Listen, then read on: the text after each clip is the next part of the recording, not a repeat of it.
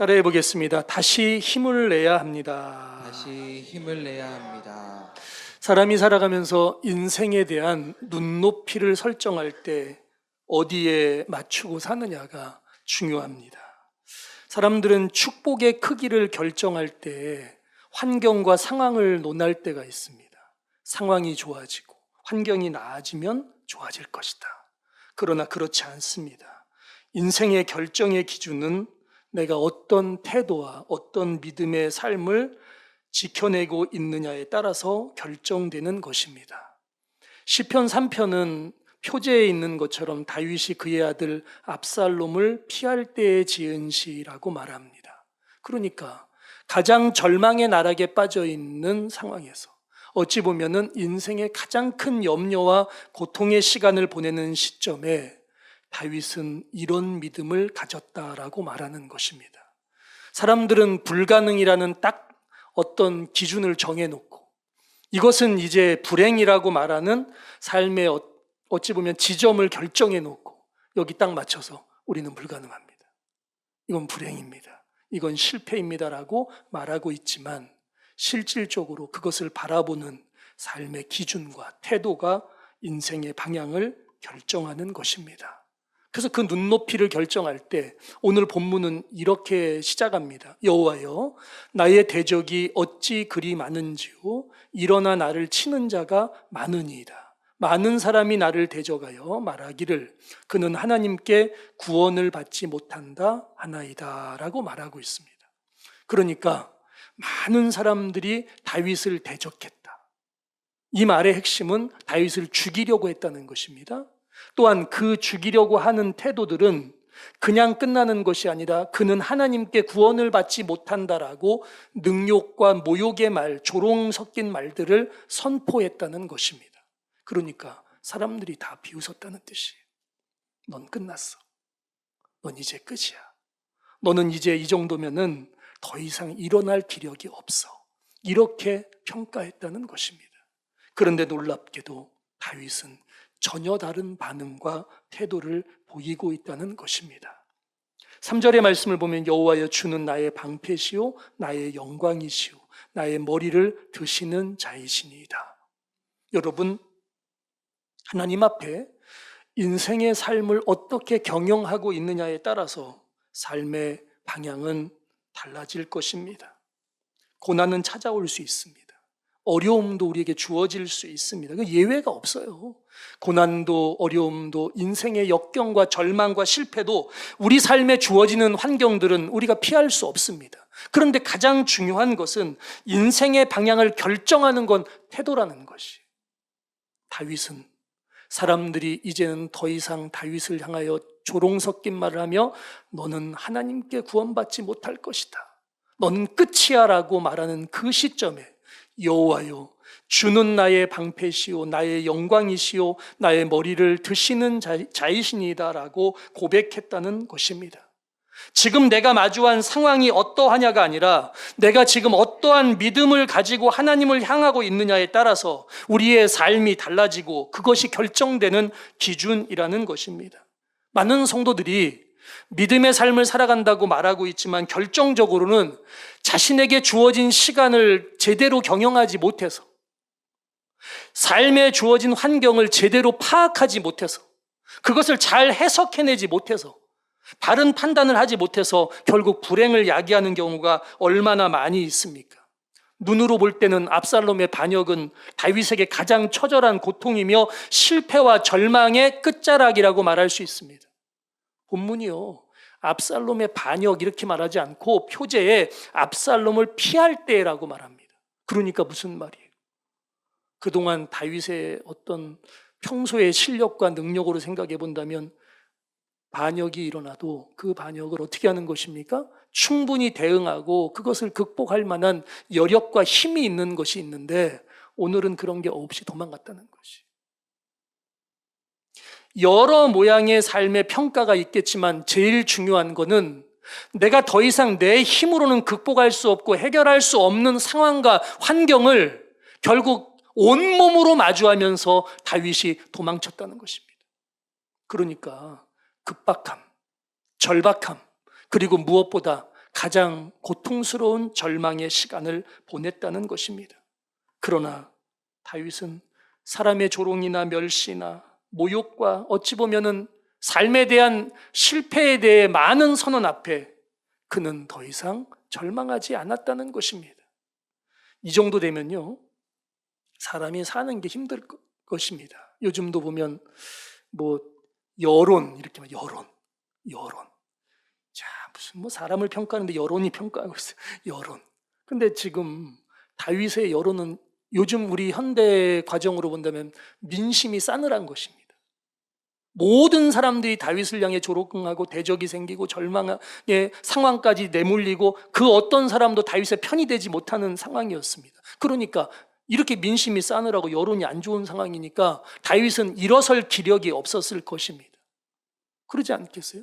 버틸 만한 힘도 없었을 것입니다. 그런데 다윗의 관심은 오직 한 가지였습니다. 여호와여, 주는 나의 방패시오, 나의 영광이시오, 나의 머리를 드시는 자이시니다. 주님, 인생의 삶의 염려는, 삶에 대한 절망은, 어찌 보면 우리가 생각하는 두려움은, 내 인생의 안전장치는 하나님이 만들어 가시고 역사를 이루어 가시는 축복의 그 주권 앞에 있습니다라고 말하는 것입니다. 우리가 살아가는 삶의 모든 환경에서 어찌 보면 우리는 염려도 할 수 있고 삶에 대한 절망감에 신음할 수도 있지만 가장 중요한 핵심은 하나님이 오늘 우리 삶을 통해 영광을 이루어 가신다는 소망을 저버리면 안 된다는 것입니다. 다윗은 그것을 놓치지 않았던 것입니다. 그래서 4절의 말씀은 다윗이 가지고 있는 믿음을 이렇게 반응합니다. 내가 나의 목소리로 여호와께 부르짖으니 그의 성산에서 응답하시는도다. 여러분, 사람이 살면서 기대감이라는 게 있잖아요. 어찌 보면 살면서 이렇게 됐으면 좋겠다. 어떻게 보면 또 우리 간절한 절박한 마음이 있지 않습니까? 이런 마음이, 이런 환경이 주어졌으면 좋겠다. 이런 생각이 드는 거잖아요. 그런데 그게 상황을 봐서도 안 될 것 같고, 환경을 아무리 봐도 안 될 것 같고, 현실은 더더욱 불가능해 보이고, 그러면 사람이 인생을 이렇게 이끌어가는 동력이 생기기 어렵습니다. 그런데 다윗은 그렇게 민심이 싸늘해지고 삶의 환경은 이미 뒤틀릴 대로 뒤틀려버린 그런 상황에서 그는 오히려 그 절망감에 신음하지 않고 확신의 시간으로 한 걸음 더 나아갔다는 것입니다. 어떻게 해요? 내가 나의 목소리로 여호와께 부르짖으니 그의 성산에서 응답하시는도다. 주님은 내 기도를 들으실 것이다. 주님은 내 삶의 영광을 이루어 가실 것이다. 그래서 본문을 출발하면서 어찌 보면 다윗의 마음이 어떨까 제가 생각을 해봤어요. 어떤 마음이었을까? 이런 표현이었을 것입니다. 하나님, 제가 여기 있습니다. 사람들은 제가 일어날 기력도 없다고 합니다. 많은 사람들은 이제 제 삶은 이제 다 끝났다고 말합니다. 그런데 하나님 아시죠? 하나님이 나의 구원이십니다. 하나님이 나의 방패이십니다. 하나님이 나의 영광이십니다. 그러니 하나님이 일어나시고 하나님이 움직이시며 하나님이 역사를 이루신다면 이 모든 역사들은 승리할 것입니다라고 설명하고 있는 거예요. 그래서 이 3절 4절의 말씀의 직설적인 화법은 이런 것입니다. 하나님, 사람의 입장으로서는 나는 멈추고 이제 실패를 선언하고 끝났다고 포기해야 하지만 하나님이 일어나시고 하나님이 구원하시며 하나님이 역사를 이루어 가신다면 내 삶의 소망은 꺾이지 않고 내 삶의 확신은 무너지지 않고 주님 앞에 다시 그 영광을 되찾는 회복이 있을 것입니다라고 고백하고 있는 것입니다. 그래서 믿음의 삶은 살아가면서 내게 주어진 환경과 상황에 집중하는 것이 아니라 그 역사를 또한 만드시며 이끌어 가시며 축복으로 바꾸실 하나님을 기대하며 살아가는 신앙을 가져야 한다는 것입니다. 여러분, 여러분의 2025년은 어떻습니까? 묻고 싶어요. 여러분의 지금의 상황은 어떻습니까? 목사님, 아무리 봐도 전 어렵습니다. 주변의 삶의 평가나 판단과 어떤 상황과 현실에 대한 삶의 많은 반응들이 저에겐 우호적이지 않습니다. 만약 그렇다고 있다면 여러분의 삶을 향해 지금도 역사를 멈추지 않으시는 하나님의 은혜를 잊지 마시길 바랍니다. 인생을 향한 태도는, 삶에 대한 반응은 하나님으로부터 출발하는 것입니다. 주님이 그 역사를 만들어 가실 것이라는 소망을 갖고 살아가는 것입니다. 내가 나의 목소리로 여호와께 부르짖으니 그의 성산에서 응답하시는도다라고 설명하는 것은 하나님 앞에 엎드려서 하나님의 위로를 구하고 하나님의 도우심을 사모하면 반드시 역사를 만드시며 반드시 축복의 영광을 이루실 하나님이 계시다라는 확신을 고백하고 있는 것입니다. 염려는 내 입장이에요. 두려움은 내 기준입니다. 절망도 어찌 보면 내 판단입니다.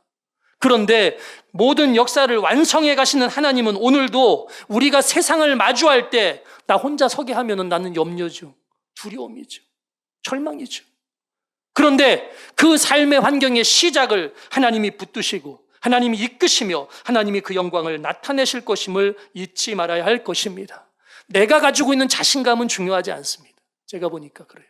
제가 가지고 있는 자신감 중요하지 않아요. 제가 목회하면서 가장 자신 있는 거 있잖아요. 사람이 자신 있는 게 있죠. 제일 자신 있는 거, 눈, 귀. 우리 교회에서는 멀리서 저기 멀리 있는데 저 봤는데 모른 척하면 큰일 나요.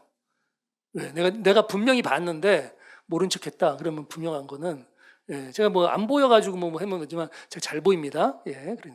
교회에서 예배 시간에 그리고 또 이렇게 옆에 앉아 있는데 수근수근 속삭거리다가 제 욕하면 큰일 납니다.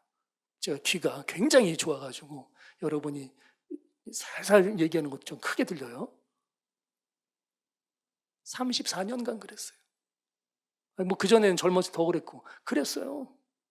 그런데 어느 날 성경이 안 보여. 어느 날 조그만 성경으로 앉아서 큰 성경 올려놓고 이제 그것도 안 돼가지고 이제는 그래서 제가 하나님 앞에 하나님 어찌하시렵니까? 때문에 제 안에는 안경을 쓰면 돼요. 그래서 또 안경 쓰는 또 그런 건 안 하려고 안경도 좀 몇 개 있어요. 맞춰놓고 다 샀습니다. 없는 게 아니에요. 다 있어요. 있는데 안 씁니다. 그리고 제가 그랬어요. 하나님, 제가 좀 버텨보렵니다. 어떻게 버티냐면 그냥 설교 원고를 다 외우렵니다. 그래서 제가 외우는 거예요. 바꾼 거예요. 이제 바꾼 거예요. 치매는 안 오게 생겼어요. 왜? 지금도 계속 뭔가 외워야 되니까. 그러면서 생각을 하는 거예요. 나의 부족함, 내 삶의 자신감, 그 경계라는 거는 아무 의미가 없다. 내 자신감을 갖고 있는다고 달라질 게 있느냐? 내가 부족함이 갖고 있다고 내 절망감에 빠질 이유도 없다. 역사를 만들어 가시는 하나님은 하나님의 역사를, 그 영광을 이루실 텐데 그 모든 과정에서 내 삶에서 뭘 찾을 수 있는 가능성을 찾을 수 있겠는가? 축적된 경험이나 지식보다 하나님 앞에 겸손하게 엎드리는 믿음의 고백이 더 중요한 것이고, 다윗은 이미 전쟁에도 능통했습니다. 평생을 전쟁으로만 살았던 사람입니다. 평생을 자신의 인생의 모든 역사들에 대해서 가장 전쟁을 중시하며 살았던 사람입니다. 그런데 그 전쟁에서 반역 앞에 지금 절망감에 빠질 정도로 내몰리고 있습니다. 제일 잘하는 주특기가 무너졌습니다. 그의 인생에서 가장 중요한 것이 무엇입니까? 자기가 자신감을 불어넣을 수 있을 만큼 확신에 찬 어떤 결의를 가질 만한 것이 무엇입니까? 그런데 그게 다 무너지는 것입니다. 그런데 하나님 앞에 고백합니다. 5절의 답변입니다. 내가 누워 자고 깨었으니 여호와께서 나를 붙드심이로다. 천만이 나를 에워싸 진친다 하여도 나는 두려워하지 아니하리이다. 여러분, 믿음의 삶에서 여러분을 도우시고 지키시는 하나님, 그리고 그 어떤 것보다 영광을 이루실 하나님을 기대하며 2025년을 승리하시길 바랍니다. 눈에 보여지는 건 압살롬의 반역 쪽으로 무수히 많은 사람이 동조하고 있고, 어찌 보면 많은 대적들이 이미 다윗의 손을 떠났고 다윗의 편에서 등을 지고 있지만, 그러나 여전히 하나님의 인도하심과 역사하심 앞에 더 순종하며 기도하고 있는 다윗의 믿음은 어떤 것입니까? 세상에서의 가능성을 갖기보다는 모든 역사의 중심은 하나님 앞에 하나님의 주권 앞에 있다는 신앙의 고백을 다시 붙들며 일어서고 있는 것입니다. 회복의 가능성, 은혜의 가능성, 그리고 축복의 영광을 만들어 주실 그 영광의 가능성을 기대하며 하나님께 주목했다는 것입니다. 하나님이 내 삶에 은혜를 베푸시지 않으면 어떤 것도 이룰 수 없다는 것을 인정하고 고난 앞에 있지만, 인생의 실패 앞에 있는 것 같아 보이지만, 그러나 더욱 하나님의 뜻을 구하며 기도한 한 사람, 그 한 사람이 결국 다시 힘을 내서 축복의 영광을 만들었던 다윗임을 잊지 말아야 할 것입니다. 오늘 우리가 그 자리에 있습니다. 문제를 만났다면 더 많이 하나님 앞으로 나아가는 신앙을 결단하십시오. 어려움 앞에 있다면 더 겸손하게 하나님이 개입하시는 은혜의 시간을 구하십시오. 혹시 이제는 다 끝났다라는 절망감 앞에 사로잡혀 있다면 여전히 여러분의 삶을 세워가시는 하나님의 회복을 소망하십시오. 주님은 다시 시작하실 것입니다.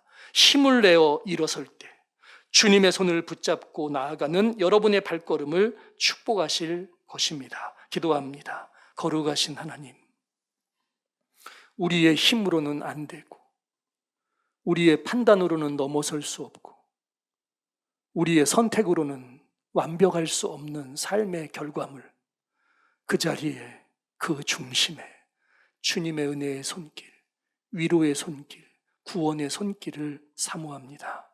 주님, 우리를 통해 일하시고 우리를 부르셨던 그 부르심이 어떤 상황에도 실패가 되지 않도록, 후회가 남지 않도록 하나님께서 영광을 이루실 하나님을 소망하며 나아가는 2025년이 되게 해 주옵소서. 도와주시길 소원하옵고 거룩하신 예수님의 이름으로 기도드립니다. 아멘.